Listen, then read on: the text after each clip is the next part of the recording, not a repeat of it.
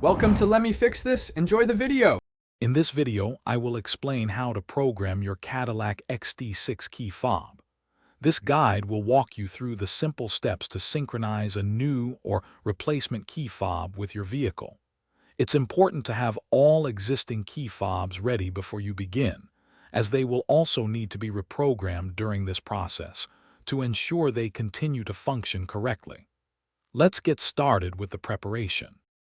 To begin, locate and remove the key lock cylinder cap on your driver's door handle.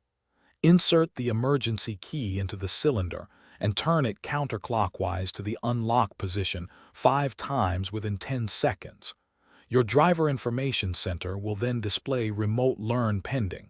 Please wait. This initial step prepares your vehicle for the programming sequence. After the initial step, you'll need to wait for 10 minutes until your display shows Press Engine Start button to learn. Once this message appears, press the Engine Start/Stop button.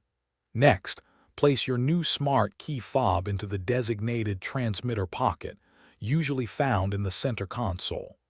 This allows the vehicle to recognize and learn the new fob. Once the new fob is in the pocket, press the Engine Start/Stop button again. The display will confirm it's ready for the next remote.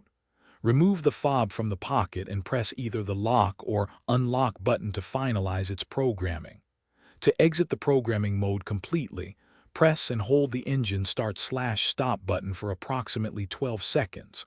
Finally, test all your key fobs. Thanks for watching. If you found this helpful, don't forget to like and subscribe.